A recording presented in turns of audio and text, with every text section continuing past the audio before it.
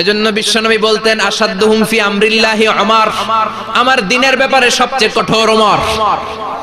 বিশ্বনবী বলতেন আমার পরে কোনো নবী নাই, কোনো রাসূল নাই, তবে আমার পরে যদি কেউ নবী হতো আমার ওমর নবী হয়ে যেত। লা নবিয়্যা বা'দি ওয়ালা রাসূল, আমার পরে রাসূল নাই, কোনো নবী নাই, তবে লাউ কানা বা'দি নবিয়্যুন লাকানা ওমর।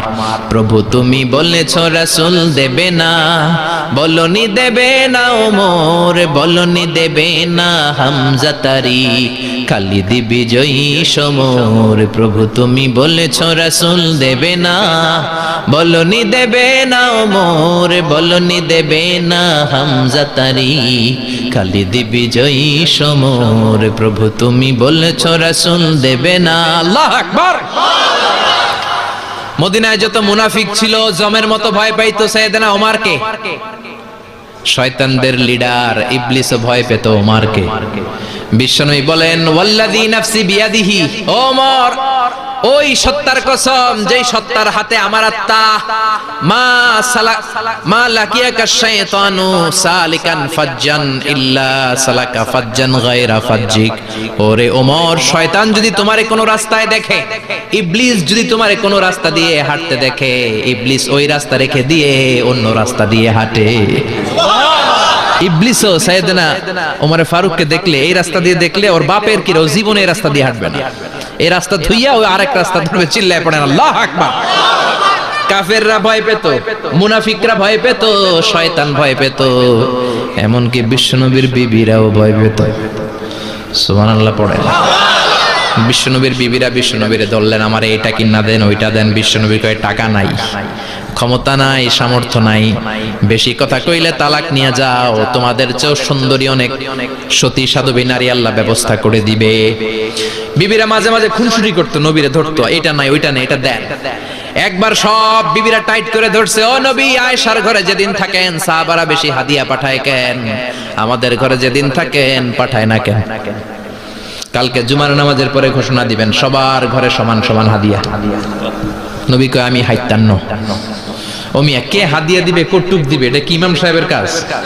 ইমাম সাহেবের বাসায় কে কোন দিন কি খাওয়াবে, কি গিফট দিবে, এটা তো কে যে গিফট দিবে তার ব্যাপার। বিশ্বনবী বললেন আবু বকরকে সবাই ভালোবাসে, তাই আবু বকরের মেয়ের ঘরে যেদিন আমার ডেট পরে থাকার সময় ওই দিন হয়তো বেশি হাদিয়া পাঠায়, তোমাদের ঘরে পাঠায় না, আমার বলার কোনো সুযোগ। বিবিরা কয় না, আপনারে বলতেই হবে। নবী কয় আমি পারবো না, বিবিরা কয় পারবেন। ইন দ্য মিন টাইম দরজার উপর থেকে কে যেন সালাম দিল, আসসালামু আলাইকুম ওয়া রাহমাতুল্লাহ। বিশ্বনবী বললেন ওয়া আলাইকুম আসসালাম। বিশ্বনবী বুঝতে পারলেন সালামটা আমার ওমরের সালাম। বিশ্বনবী সালামের উত্তর দিয়ে বিবিদের দিকে তাকায়, দেখে একটা বিবি ওর সামনে নাই, সব উদাও, ভ্যানিশ হয়ে গেছে। ওই যে ওমর, সুবহানাল্লাহ পড়বেন না? এই জন্য ওমরকে শয়তানও ভয় পেত। আমাদের বাচ্চাদেরকে, আমার মেয়ে একটা মাত্র মেয়ে, খাইতে চায় না, শুধু আমার মেয়ে না, অধিকাংশ বাচ্চাদের এই অবস্থা। ওরা আম্মু এদিক দিয়ে খাওয়ায়, আবার দৌড় দেয়, আবার আমি খাওয়াই, আবার কান্নাকাটি করে, বলে গল্প শোনাও, তাইলে খাবো। এখন গল্প শোনাইলেও খায় না।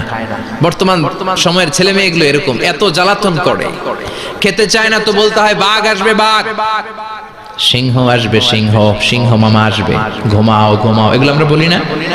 বড় দোষী তো আপনারা কি বলেন? বাচ্চা যদি না ঘুমায়, না খাইতে চায়, এগুলাই তো বলে। বাঘ আসবে, বিড়াল আসবে। মদিনাতে ওমরে ফারুক যখন খলিফা, মদিনার কোন বাচ্চারা যদি না খেতে চাইতো, না ঘুমাইতে চাইতো, মদিনার মায়েরা বলতো তাড়াতাড়ি ঘুমাও, ওই যে ওমর আসতেছে, ওমর। আল্লাহু আকবার। কি শাসক ছিলেন সাইয়েদনা ওমর! সবাই সমান, উনার বিধান, উনার রীতি সবার জন্য সমান। মদ খাওয়ার অপরাধে নিজের কলিজার টুকরা ছেলে আবু শাহমাকে 80টা বেত মেরেছে। হাদিসটা দাঈফ, তবে শিক্ষা আছে আমাদের জন্য। 80টা বেত মেরেছে। এক রাওয়াতে পাওয়া যায় বেত মেরে ছেলেটাকে আহত করে ফেলেছে, আর এক রাওয়াতে পাওয়া যায় পিটাতে পিটাতে ছেলেটাকে দুনিয়া থেকে শেষ করে ফেলেছে। ছেলের মুখে গন্ধ পেয়েছে। আর শরীফতা খামরান, কিরে মদ খাইছস? কয় না বাবা, শরীফ তো নাবিজ, আমি নাবিজ খেয়েছি। নাবিজ খাওয়া যায়। নাবিজ হচ্ছে রাত্রে বেলা আরবরা দুধের মধ্যে শক্ত খুরমা ছেড়ে দেয়, 1 কেজি দুধের মধ্যে 10টা শক্ত খুরমা ছেড়ে দিলে সকালবেলা দুধের কালারটা সাদা থাকে না, শক্ত খুরমার রস টেনে ওটা লাল হয়ে যায়, খেতে বড় মজা, এটাকে বলে নাবিজ। কিন্তু সকালেই খেতে হবে। ওইটারে যদি 3 দিন জমায়ে রাখেন, 4 দিন জমায়ে রাখেন, ওইটাও গাঞ্জা হয়ে যাবে, ওইটাও তারি হয়ে যায়, মদ হয়ে যায়। সাইয়েদনা ওমরের ছেলে এই কাজ করেছেন, একটু তারির স্বাদ নেয়ার জন্য 4 দিন রেখে দিয়েছে। সাইয়েদনা ওমর বললেন, কি খাইছস? কয় মদ খাই নাই। নাবিজ খাইছস? এদিকে আয়, ইফতাহ ফামাক, মুখ খোল। হা করার পরে মুখের সামনে নাক নিয়ে গন্ধ দেখে, মদের গন্ধ, কলারটা ধরে মসজিদে নববীতে নিয়েছেন। ইন দা মিন টাইম মসজিদে নববীতে জোহরের নামাজ হয়। নিজের ছেলেকে মসজিদে নববীর উস্তুয়ানা বলে, উস্তুয়ানাতু মসজিদে নববী, মসজিদে নববীর পিলারে বেঁধেছেন। যেহেতু উনি খলিফা, মসজিদে নববীর ইমাম, জোহরের নামাজের ইমামতি করলেন। সালাম ফিরালেন, আসসালামু আলাইকুম ওয়া রাহমাতুল্লাহ, আসসালামু আলাইকুম ওয়া রাহমাতুল্লাহ। সালামের পর বললেন, মাকানাকুম ইনদানা হাদ, সুন্নতের পর বসে যাবেন, আমাদের একটা হদ আছে। আল্লাহর দেয়া যে বিধান, বিচার, এটাকে আরবিতে বলে হাদ, প্লুরাল হচ্ছে হুদুদ। আমাদের হুদুদ আছে, মানে গুরুদণ্ড আছে, বসবেন। হাজার হাজার মানুষ সবাই ওযু করে যখন ঢুকতেছিল, দেখে আবু শামা পিলারে বাঁধা। সবাই তো আশ্চর্য, কি আজীব তামাশা, প্রেসিডেন্টের পোলা বাঁধা। নামাজের পরে বাইরে আসার পরে হাজার হাজার মানুষ তাকিয়ে আছে। কানাঘুষা শুরু হয়ে যায়। সবাই বলে, কি হয়েছে? ওমর কয়, আমার টানাটানি করা যাবে না। এই যে থামেন, এখন টানলে কি হবে আমি জানি, খুব বিশৃঙ্খলা হবে। দাঁড়ায় শোনেন, দাঁড়ায় শুনলে ডবল সওয়াব। আমি চলে গেলে এরপর আপনারা টানাটানি করে ঢুকেন। কথা শুনতেছেন তো? মনোযোগ আছে? লোকদের মধ্যে কানাঘুষা। প্রেসিডেন্টের ছেলে, কেউ কয় ওমর মনে হয় মারবে না, যেহেতু নিজের ছেলে তো একটু ধমকি টমকি দিয়ে ছেড়ে দিবে। কেউ কেউ বলে, না ওমর তো এত সহজ মানুষ না, মদের বিচার তো 80টা বেদ, মনে হয় 40টা মারবে। কেউ কয় না, 80টাই মারবে। ওমর চেয়ারে বসে জল্লাদরে ডাকলেন, বললেন, ইবদা বিসমিল্লাহ, নে চাবুক শুরু কর। বাইতুল মাল থেকে শক্ত সাইজের একটা চাবুক আনবি। জল্লাদ চাবুক এনে দাঁড়ালেন। ওমর বললেন, ইবদা বিসমিল্লাহ, শুরু কর। জল্লাদ মারতে শুরু করেছে। ওয়াহিদ, ইতনাইন, তালাতা, 3টা মারার পরে এক থাপ্পড় মেরে জল্লাদকে 3 হাত দূরে ফেলে দিলেন। ধমক দিয়ে বললেন, তুই চাবুক মারস নাকি চাকরি বাঁচাস? আসলে জল্লাদ কিন্তু আস্তে মারে নাই, দেহের যত জোর ছিল জোর দিয়ে মেরেছে, কিন্তু ওমরের পছন্দ হয় নাই। ওমর বলে, ইনদাকা তালাতা ইনদি ওয়াহিদ, তোর হিসাবে চাবুক মারা হয়েছে 3টা, আমি ওমরের হিসাবে মাইর হয়েছে 1টা। চাবুক আমার হাতে দে, আমি 2 নাম্বার থেকে শুরু করি। ওমরে ফারুক 2 নাম্বার শুরু করলেন। 2, 3, এক একটা চাবুক মারে, ছুপ ছুপ করে চামড়া ছিলে, রক্তগুলো মসজিদে নববীর বারান্দার পিলারের মধ্যে লাগে। ওমরের যে শক্তিশালী দ্বিতীয় কোনো পুরুষ মদিনার জমিনে ছিল নাকি? ওমরের হাতের মাইর। ছেলেটা চিৎকার দিয়ে বলে, বাবা, ও আব্বা, আর মদ খাবো না, ছেড়ে দেন, আর খাবো না। মদ তো আমি খাই নাই, আমি খেয়েছি নাবিজ, 3-4 দিন রাখার কারণে একটু মাতলামি হয়েছে আমার। আব্বা, এবারের জন্য ছেড়ে দেন, আর খাবো না। ওমরের কঠোর হৃদয়ে কোনো দয়া মায়া আসে না, মারতে লাগলেন। এবার আবু শাহামার মা, ওমরের বউ, পায়ের মধ্যে ওমরের পায়ে পড়ে ডেকে বলে, ও ওমর, আমার কলিজার টুকরা ছেলেটারে মারিস না। 30টা বাড়ি মারা হয়েছে, আর বাকি 50টা বাড়ির জন্য এক একটা চাবুকের বিনিময়ে আমি এক একটা ওট আল্লাহর রাস্তায় সদকা করব রে ওমর। সাইয়েদনা ওমর বলে, আরে নিয়ে যাও।